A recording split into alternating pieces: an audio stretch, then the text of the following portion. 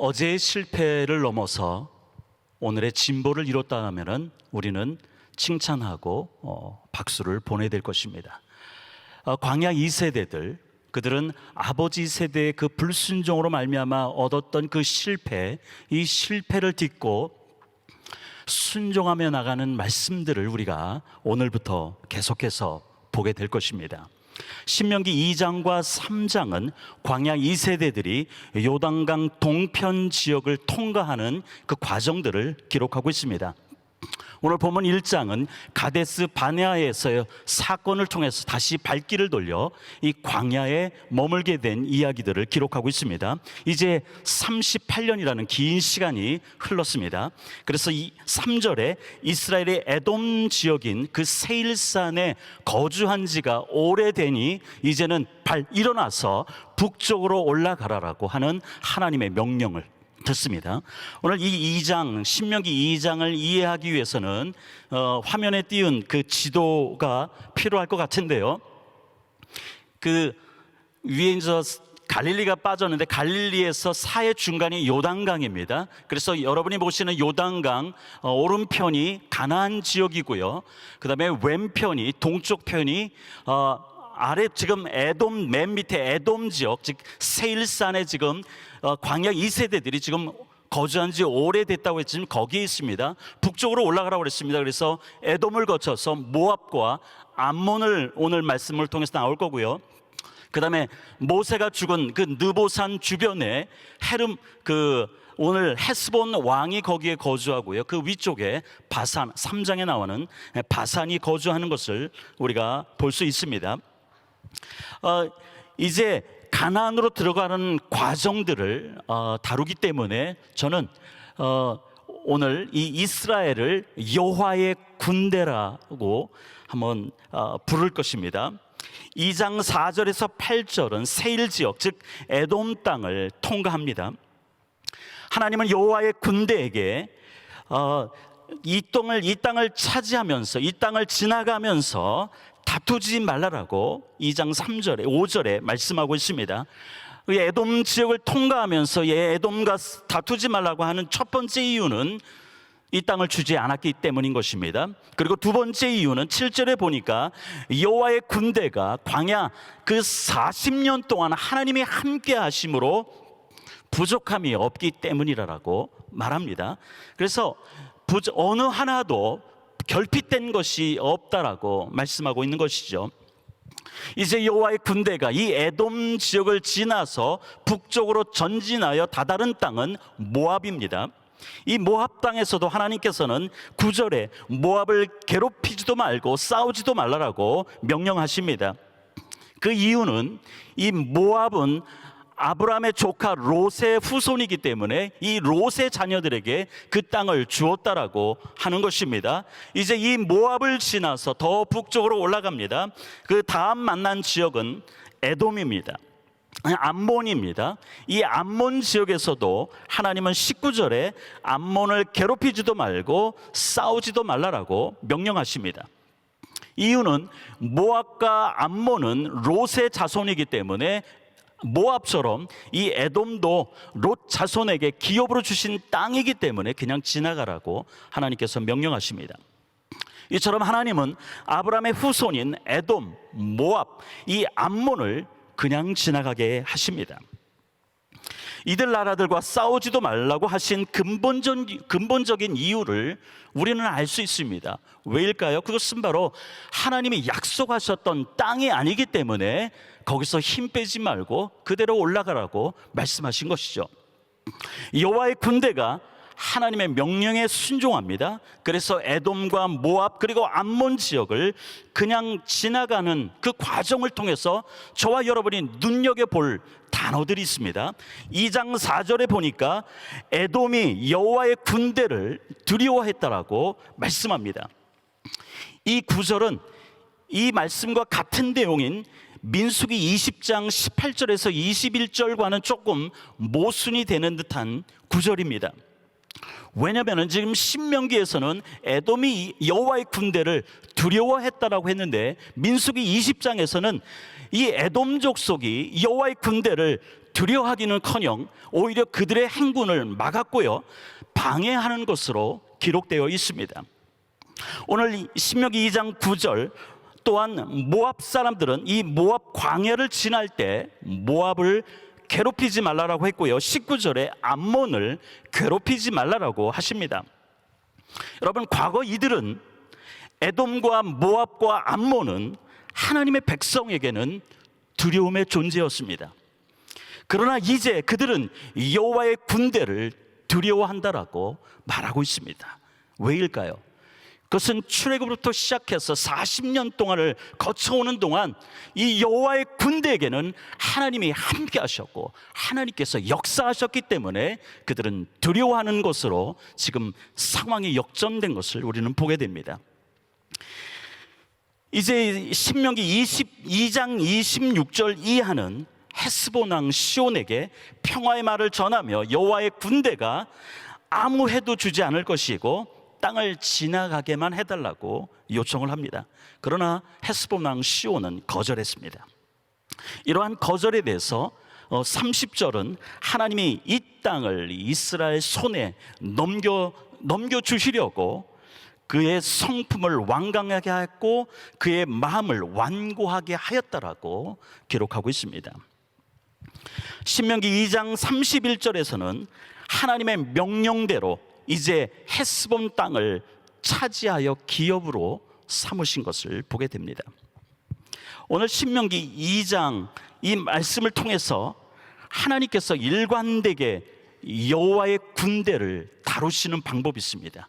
오늘 저와 여러분을 다루시는 방법과도 같습니다. 그것은 바로 순종과 절제입니다. 신명기 2장 에돔으로부터 시작하여 2장 29절에 헤스본 왕 시온에게 사자를 보내 평화의 말을 전하기까지 여러 번 반복되는 단어를 여러분이 깊이 묵상한다면 발견할 것입니다. 그 여러 번 2장 4절에서 2장 29절까지 평화의 말을 전하는 이 순간까지 여러 번 반복되는 단어가 지나가다, 건너다라고 하는 단어입니다. 이 두 개는 건너는 것과 지나가는 것이 다 히브리어 한 단어입니다. 아바르입니다.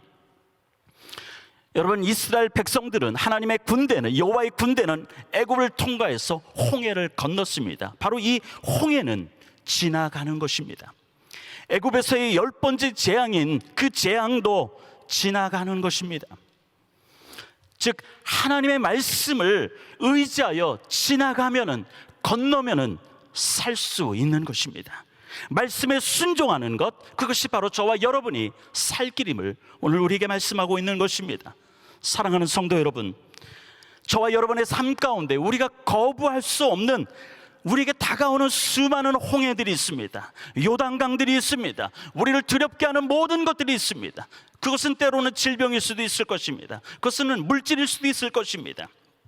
그러나 지나가면은 살 수 있는 것입니다. 믿음으로 순종해서 여러분이 믿음의 발길을 내딛고 건너가면은 우리는 승리할 수 있는 것입니다.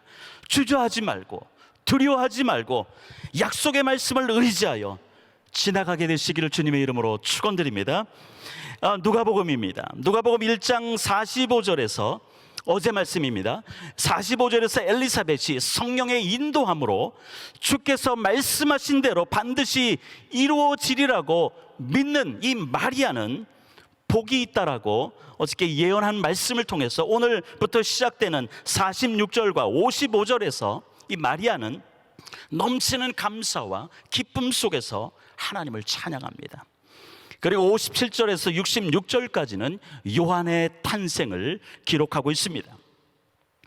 가브리엘을 통해서 약속된, 사가랴에게 약속하신 그 약속대로 사가랴와 엘리사벳은 아들을 얻습니다. 요한입니다. 이 일에 대해서 많은 사람들은, 친척들은, 이웃 사람들은 즐거워합니다. 그래서 이제는 이름을 짓는 것이 궁금하잖아요. 또 중요하고요. 그래서 오늘 본문 59절에 보니까 이웃과 친척들은 관례대로, 즉 아버지의 이름 사가랴 이름을 따라서 아기의 이름을 정하라고 추천합니다. 그러나 어떻습니까? 사가랴는 10개월 전에 가브리엘 천사로부터 들었던 요한이라는 이름을 서판에 기록합니다.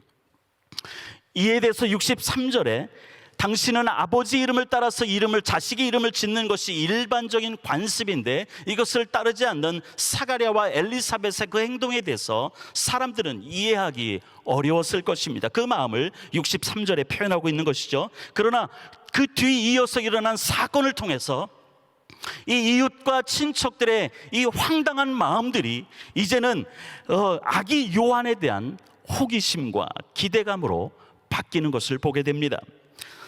무엇인가요? 서판에 요한의 이름을 기록하자마자 64절에 보니까 사가랴에게 놀라운 일들이 벌어지죠. 10개월 동안 막 다쳤던 그 입이 열리고요, 혀가 풀리기 시작했습니다. 그래서 말을 합니다.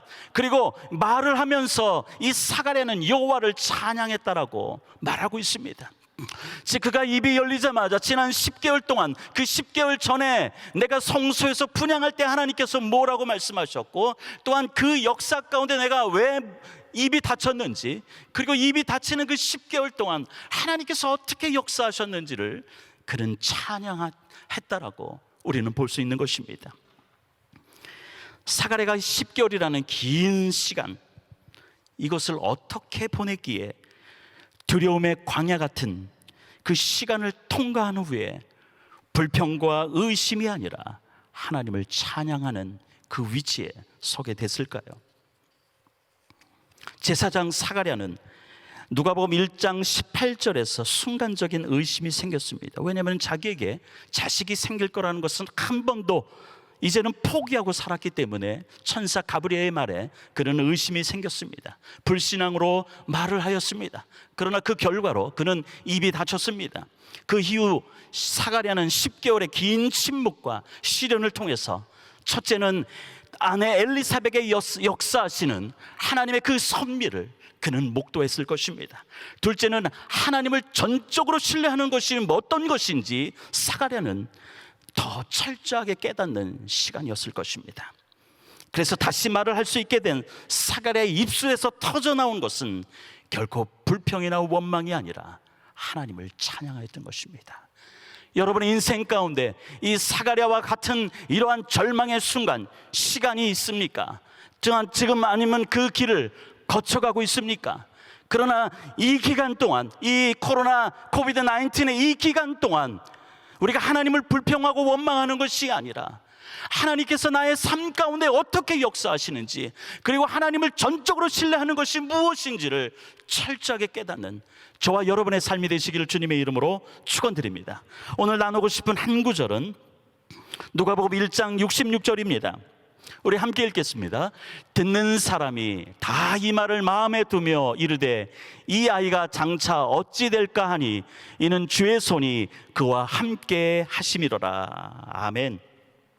사가랴의 입이 열리고 하나님을 찬양한 모든 말들을 들은 많은 사람들은 모두가 이 사가랴가 전했던 모든 말씀, 찬양했던 말들을 마음에 두었다라고 기록하고 있습니다.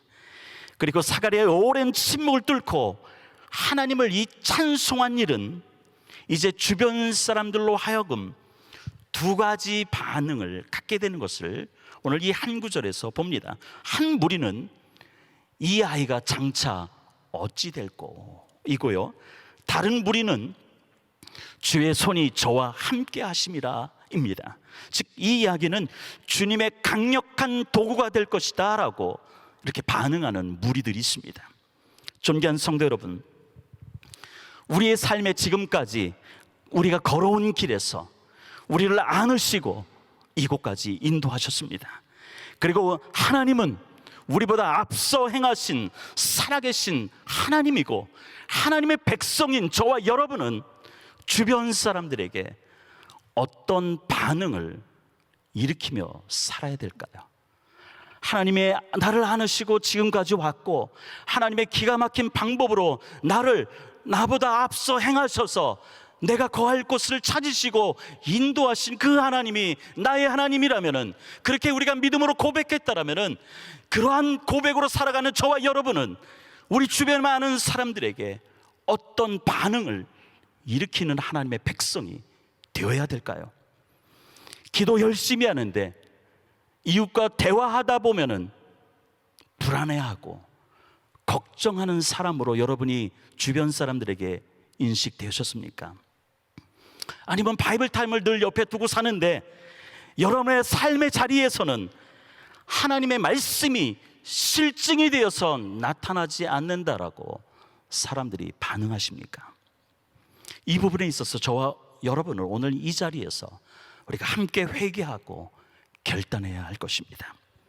은혜 아닌 공동체는 무엇인가 대단한 일을 하는 사람들처럼 교만한 사람들이 아니라 작은 몸집이라도 세상에서 하나님의 사람으로 명성과 칭찬을 얻게 되시기를 주님의 이름으로 축원드립니다. 세례 요한은 이웃 사람들의 호기심과 기대대로 메시아기를 준비했고요, 그리고 그 첩경을 평탄케 하는 선지자로 하나님께 귀하게 쓰임받은 인생이 되었습니다. 요한이 이러한 사역을 할 수 있게 된 원인은 분명합니다. 그에게 말씀이 임했기 때문입니다. 요한이 태어난 그 시기는 당시는 영적으로 암흑의 시대입니다. 말라기 이후 400년 동안 하나님은 선지자도 보내지 않았고요, 말씀으로도 임하지 않았습니다. 그래서 이 기간을 통해서, 이 기간을 침묵의 시간, 암흑의 시대라고 말하는데요, 이 암흑의 시대를 뚫고 하나님의 말씀이 임했습니다. 누구에게 임했나요? 화려한 정치가나 종교 지도자들에게 하나님의 말씀이 임하지 않았습니다. 하나님의 말씀은 빈들의 요한에게 임했다라고 성경은 말씀하고 있습니다. 누가복음 3장 2절은 말씀합니다. 하나님의 말씀이 빈들에서 사가랴 아들 요한에게 임한지라. 세상으로부터, 더 정확히 말한다라면은 당시 안티오코스 황제로부터 핍박을 받은 하나님의 백성들 중, 그들과 타협하지 않고요, 빈들에 거주하며 하나님의 말씀을 연구하고 오랫동안 메시아가 오심을 기다리는 사람들이 있었습니다. 이들은 에세네파 사람들입니다. 세례 요한은 이 에세네파에 속했다라고 말합니다. 우리가 기억해야 될 것이 있습니다. 바로 이 에세네파가 오랜 동안 모든 핍박과 절망으로부터 벗어나 빈들에서 말씀을 연구하고 다시 오실 메시아를, 그 메시아를 기다리는, 하나님의 말씀하셨던 그 메시아를 기다리는 바로 이러한 자들 가운데 하나님은 어떻게 역사하십니까?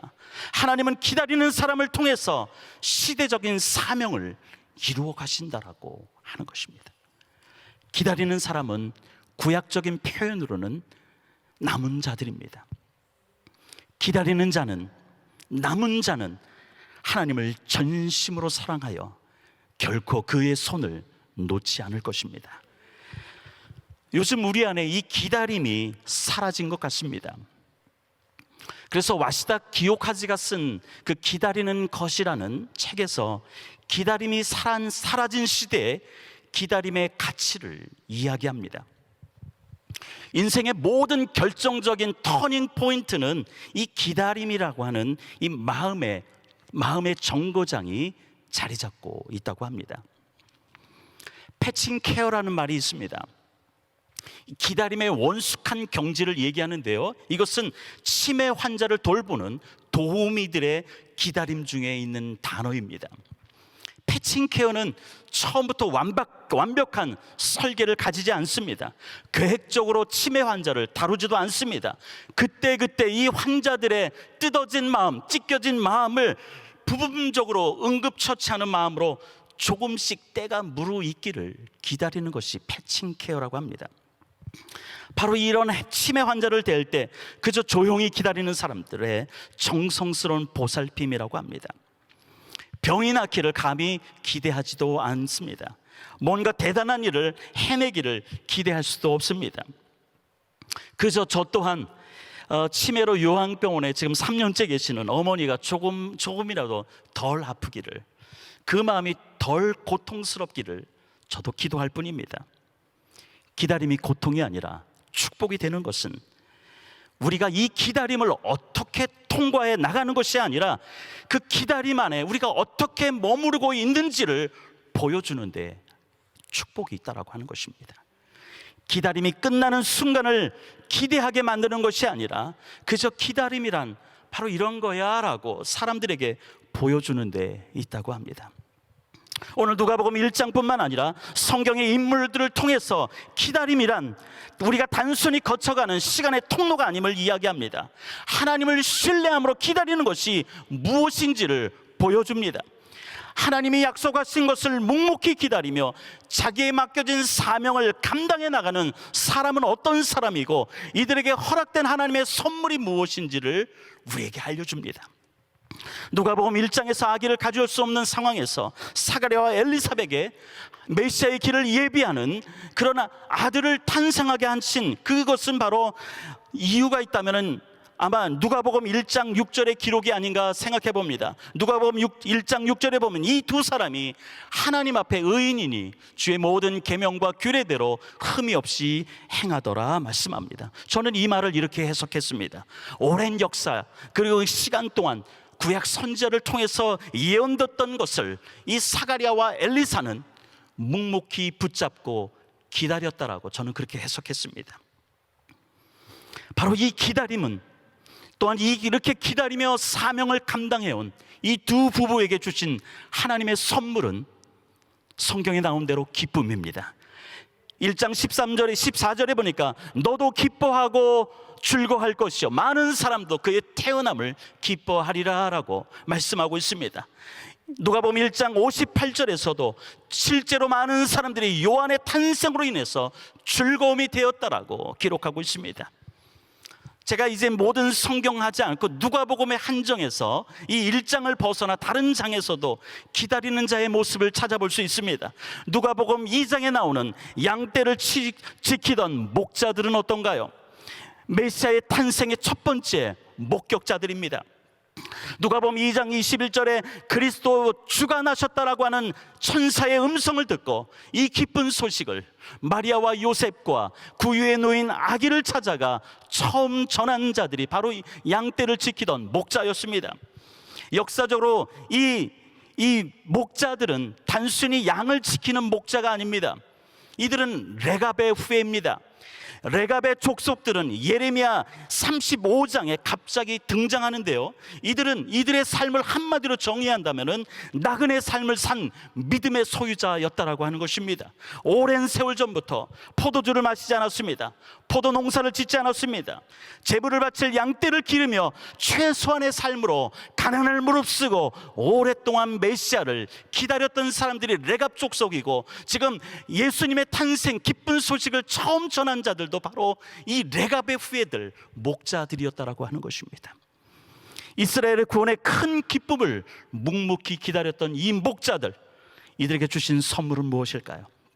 그것은 바로 천사가 자기들에게 말한 것들을 들을 뿐만 아니라 말씀하신 것들을 아기 예수를 직접 보게 되는 축복을 하나님의 선물로 받았던 것입니다. 시몬은 어떻습니까? 2장에 나온 시몬을 이렇게 얘기합니다. 2장 25절에 보니까 이 사람은 의롭고 경건하여 이스라엘의 위로를 기다리는 자라, 성령이 그 위에 계시더라라고 말씀하고 있습니다. 시몬도 구약 선자들이 예언했던 그 메시아에 대한 그 약속들을 묵묵히 기다리며 살았다라고 하는 의미인 것입니다. 이 시몬에게 주신 하나님의 선물은 무엇입니까? 누가복음 29장 30절에서 그의 눈으로 그 메시아를 직접 보았고 이제 내가 평안히 죽을 수 있다라고 고백하는 자리에 섰던 것입니다. 안나는 어떤가요? 2장에 나오는 안나에 대해서 성경은 이렇게 표현하고 있습니다. 2장 30절에 보니까 성전을 떠나지 아니하고 주야로 금식하며 기도하며 섬겼다라고 기록하고 있습니다.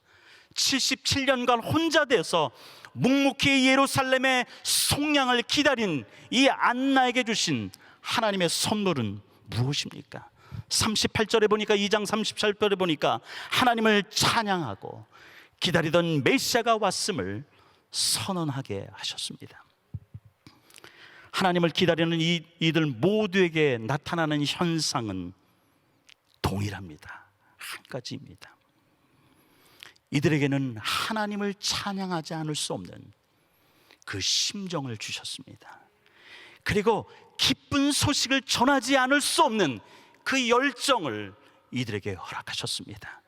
존귀한 성도 여러분, 우리가 회복되어야 될 것이 바로 이것입니다. 하나님을 기다리고, 우리가 하나님의 역사를 기다리고, 나의 이러한 상황을 하나님께서 해결해 주기를, 하나님께서 그 풀어주기를 기다리는 저와 여러분 가운데 나타나야 될 현상이 있다면 그것은 바로 하나님을 찬양하지 않을 수 없는 그 심정들, 그리고 기쁜 소식을 전하지 않을 수 없는 그 열정, 이 심정과 열정이 회복되기를 주님의 이름으로 축원드립니다. 기다림은 분명 고통입니다. 그러나 동시에 기다림은 감추어진 축복의 열쇠입니다. 이제 말씀을 마무리하면서요, 김승희 시인의 그래도라는 섬이 있다라는 그 뒷부분을 저의 낭낭한 목소리를 한번 낭송해 보려고 합니다. 화면이 준비되면 켜주세요. 그래도라는 섬에서 그래도 부둥켜 안고, 그래도 손만 놓지 않는다면 언젠가 강을 건너 빛의 뗏목에 올라서리라. 어디엔가 걱정 근심 다 내려놓고 평화로운, 그래도 거기서 만날 수 있으리라.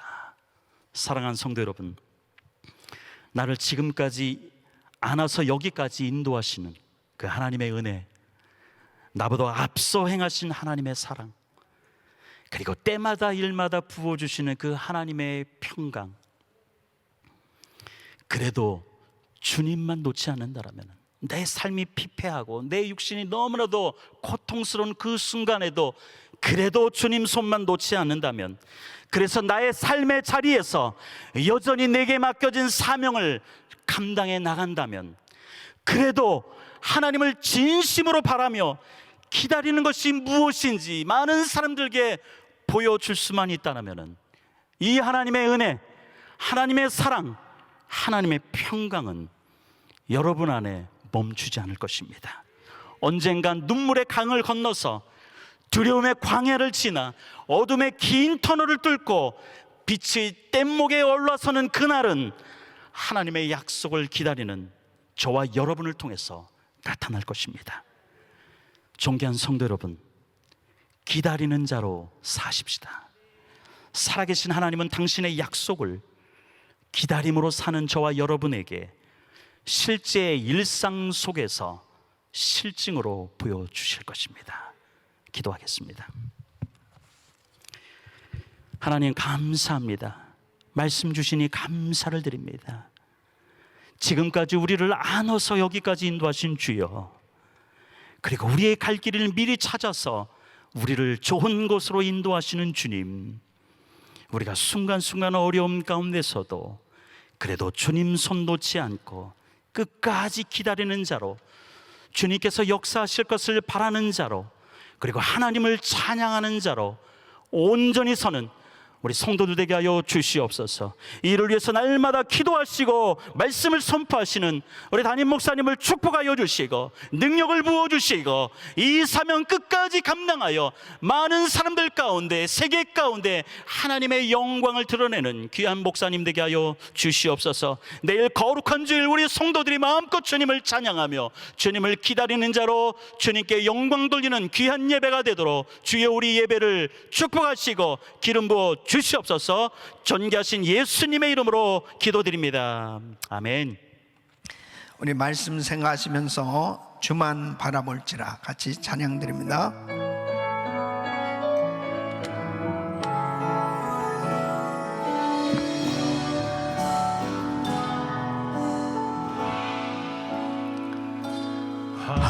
하나님의 사랑을 사모하는 자, 하나님의 평안을 바라보는 자, 너의 모든 것 창조하신 우리 주님이 너를 얼마나 사랑하시는지 하나님께 찬양과 경배하는 자 하나님의 선하심을 닮아가는 자 너의 모든 것 창조하신 우리 주님이 너를 자녀 삼으셨네. 두 손을 높이 드시고 하나님 사랑의 눈으로 너를 어느 때나 바라보시고 하나님 인자한계로서 언제나 너에게 기울이시니 어두움에 밝은 빛을 비춰주시고 너의 작은 신음에도 응답하시니 너는 어느 곳에 있든지 주를 향하고 주만 바라볼지라. 하나님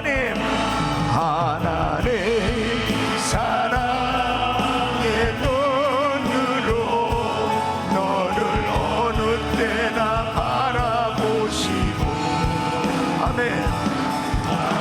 내 인자로서 언제나 너에게 기울이시니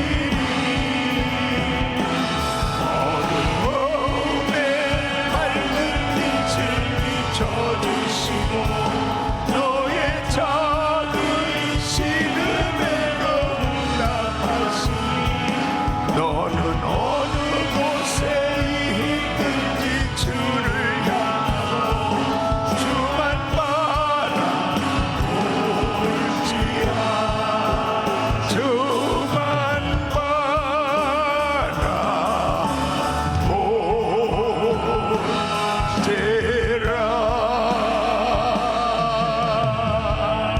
아멘. 하나님의 백성들은 하나님 말씀대로 살아야 됩니다. 하나님의 말씀대로 살려고 몸부림치는 교회가 될 수 있기를 예수 그리스도 이름으로 축원합니다.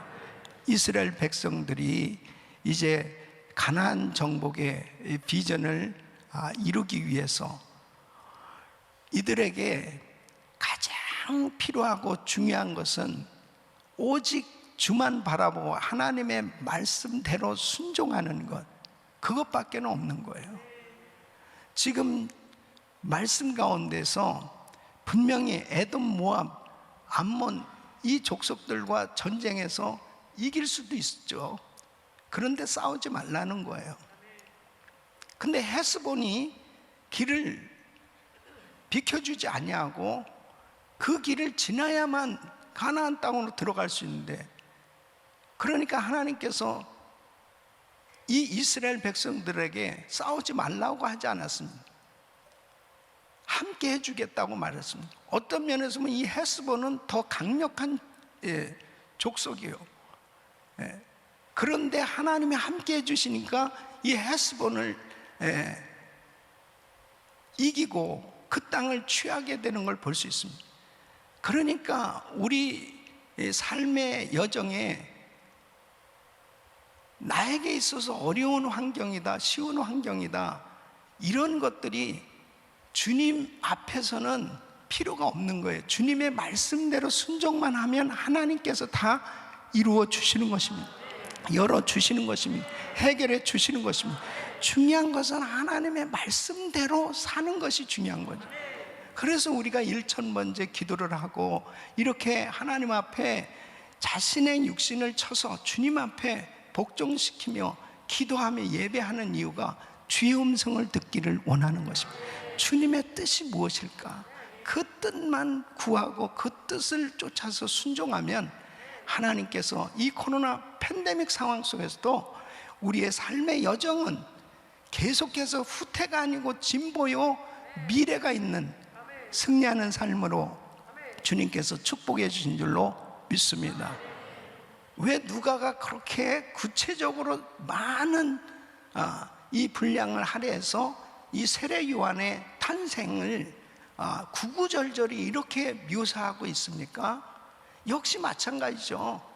왜 세례 요한이 탄생했으며 왜 세례 요한이 이렇게 중요한 사람인가?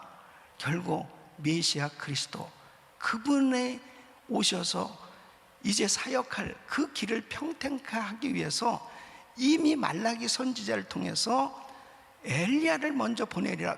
그분이 바로 세례 요한이기 때문에 하나님의 말씀이 이루어질 것을 구체적으로 이렇게 아주 확실하게 깨달을 수 있도록, 이해될 수 있도록 말씀을 하고 있는 것입니다. 심지어는 그의 아버지 사가랴가 제사장이었지만은 너무나 어마어마한 그 계시를 받은 거죠. 이 세례 요한이 이름까지 다 받은 거예요. 근데 벙어리가 돼버렸습니다. 말하지 않도록. 근데 결국 그 일이 그대로 이루어진 것, 그 요한이라고 하는 이름을 구체적으로 하나님께로부터 받았고 그것을 말한 순간 입이 열려졌어요. 풀려졌어요. 모든 사람들이 너무 놀란 것이죠. 하나님께서 보낸 아들이구나. 그리고 그를 신뢰할 수 있게 됐을 것입니다. 왜 이렇게 말씀하고 있습니까? 하나님은 진리의 말씀은 그대로 이루어진다는 것입니다. 사랑하는 성도 여러분, 지금도 우리 가정에, 우리 교회, 우리 귀한 성도님들 가정을 이렇게 구체적으로 성령님께서 말씀하시고 인도하고 계신 거예요. 그래서 우리는 기도하면서 세밀한 주의 음성을 들으려고 해야 됩니다. 하나님의 뜻이 무엇일까? 하나님께서 이렇게 세례 요한의 가정에도 구체적으로 부부에게도 이렇게 말씀하시고 인도하신 하나님은 우리 가정에도 구체적으로 이렇게 역사하고 계신 줄로 믿습니다. 팬데믹 상황 가운데 혼란스러운 일들이 너무 많이 있죠. 이렇게 해야 될까 저렇게 해야 될까. 하나님 앞에 1000번째 기도하면서 구체적으로 주님께서 지금까지도 역사해 주셨는데 우리 성도님들의 삶의 여정에 주님이 말씀하시면, 주의 뜻이면, 순종하면 하나님께서 어떤 환경 가운데서도 구체적으로 열어주시고 역사해 주실 줄 믿습니다. 두 손을 가슴에 모으시고 몸이 아픈 분들 아픈 곳에 손 얹으십시오. 하나님 아버지, 참으로 하나님께서 말씀하실 때 절제되어지고 순종되어지고 말씀에 그대로 구체적으로 우리의 삶이 드려질 수 있도록 역사하여 주시옵소서.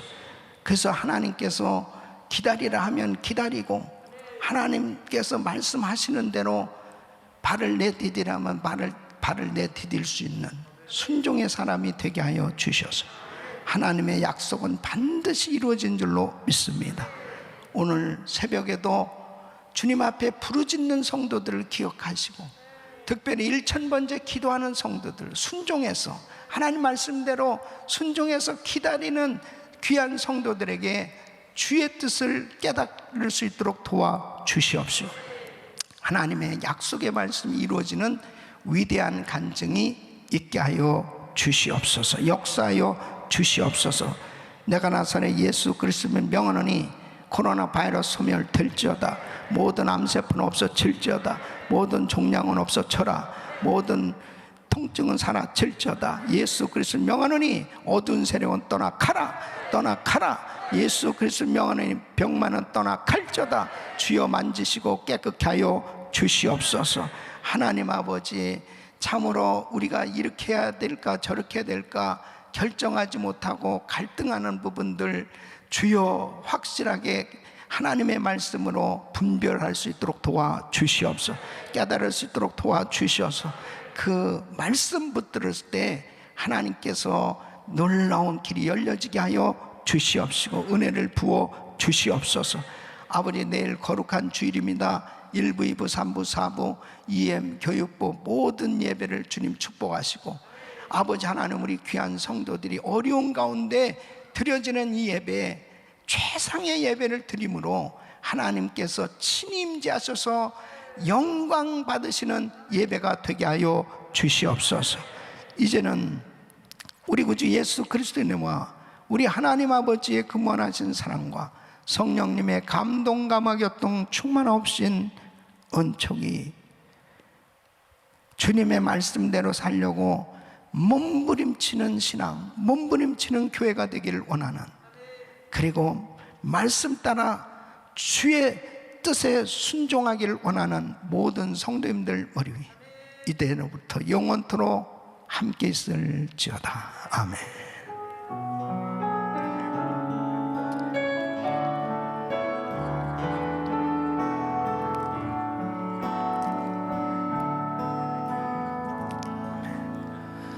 이제 기도하실 자리 잡으시고, 내일 거룩한 주일입니다. 우리 모든 성도님들이 최선을 다해서 주일 예배를 준비하시고 내일 큰 은혜 받을 수 있도록 기도해 주시길 바랍니다.